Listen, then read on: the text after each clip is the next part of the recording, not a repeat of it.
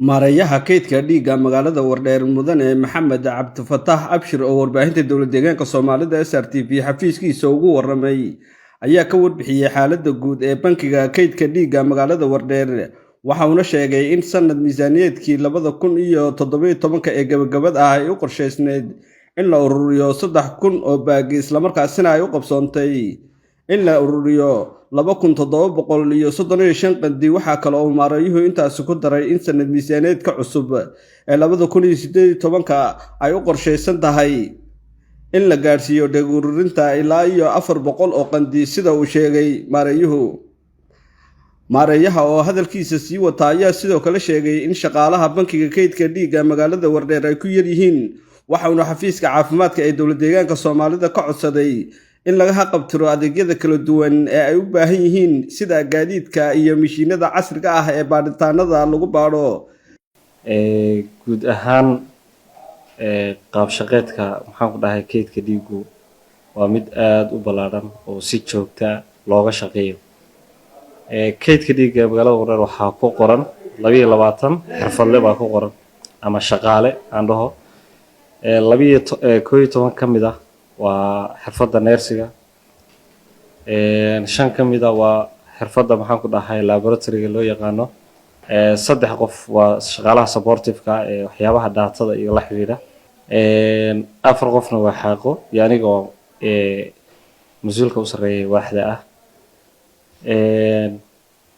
tusaale ahaan qaab shaqeedkanagu waa mid joogto ah oo maalinle ah oo dhiigga si maalinle ah baa loo soo ururiyaa sidoo kale outreach-na waa lagu soo ururiyaa oo degmooyinka gobolku uu ka kooban yahay 7 degmo yaan tagnaa sidoo kale qabaliyada hoostaga degmada Wardheerna ayagana waa ka soo ururinaa oo bishiiba 2 jeer ilaa 3 jeer baan ayagana gaadhnaa sida qabaliyada wafdugo kale maxaan ku dhahay furtonle marka qorshe sanadeed baa jira maxaan ku dhahay anagu ku shaqeyno waxaa jira qorshe bila ah waxaa jira ku rubacla ku sameeyana waa la jira oo 6 biloodba soo lahaan sanadkan 2017 dhiigga aan ururinay 2,735 buu ahaa goobaha dhiigga aan ka soo ururinayna waa guud ahaan gobolka marar waxaa jirta tusaale ahaan loo baahdo dhiigga negative-ka ama RH negative-ka dhiiggaas waxaa jira qof kasta oo aan horey isu aqoonina waan diiwaan gelinaa ku horey isu yaqaanayna uu noo diiwaan gashan yahay waxaa jira group WhatsApp oo ay ku jiraan maxaan ku dhahay dhiig deeqayaasha RH negative-ka ama dhiiggoodu taban yahay muddadii la soo dhaafay 3 bilood la soo dhaafay tusaale ahaan waxaa jirtay xalfad aan u qabanay oo mahadcelin ah dadka dhiig deeqayaasha ee dhiiggoodu taban yahay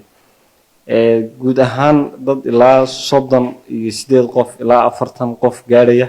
yaa noo diiwaan gashan waana dad si joogto ah loola xiriiro laga warqabo ayaga markii loo baahdana maxaan ku dhahay la inform gareeyo loo waco dhiiggiina intay xarunta yimaadaan saa ku shubo hooyada u baahanna ay ku badbaadiyaan marka dadkaas noocaas aad bay u mahadsan yihiin kaydka dhiiggu intuu gobolka ka jiray waa la dareemay faa'iidadiisa iyo shaqadu hayo culayska leedahay dad badan oo dhiigga ku rafaadi jiray oo faamiladooda iyo qoysaskooda u raadsan jiray oo ka nastay baa jira oo markii aan u yeerno ama maxaan ku dhahay dhiig ayaga laftirkooda looga baahdo ugu deeqa kaydka dhiigga waayo ayagoo garanaya ama fahansan baahida dhiiggu waxay tahay xilligii uusan kaydku jirin waxa la isticmaali jiray wax la dhaho family replacement oo qofka xanuunsan ehelkiisa yaa dhiigga shubi jiray waxaana lagu shubi jiray dhiig direct transfusion la dhaho qofkii intii laga qaado qofkii kale lagu shubay tusaale ahaan shaybaad fiican ma mari jirin laakiin hadda qofkii dhiigga waa laga soo shubi banaanka magaalada isagoo jooga ama xarunta intuu yimaado buu ku shubi si iskii oo rabitaankiisa buu u shubi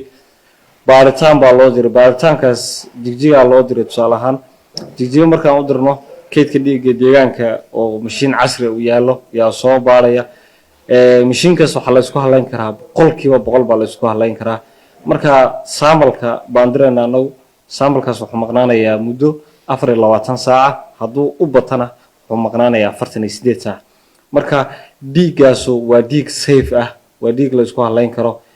qofkii lagu shubana waxtarkiisa uu dareemayaa halka awal maxaan ku dhahay dadku ay cilado badan ay yeelan jireen oo adverse maxaan ku ay qaadi jireen blood transfusion reaction bay qaadi jireen oo ah ciladaha dhiig uu keeno qofka markii lagu shubo laakiin maadaama mashiinkaas lagu baarayo oo aad way u sareysatay iyadiisu ciladihii dadka ku soo noqonayay way yaraanayaan waxa dhici jirtay hadda ka hor in bukaanadu ay diidaan dhiigga ayagoo ka cararay ciladahaas laakiin hadda ciladihii maadaama meesha ka baxeen oo baaritaankii iyo tayadii iyo badqabkii dhiigga la hagaajiyay maxaan ku dhahay bukaanadii way yeelayaan oo way u baahan yihiin qof tusaale ahaan miyi ka yimaaday oo meelaha baadiyaha ka yimaaday mooye dadka laakiin badankoodu way garanayaan waana lagu shubaa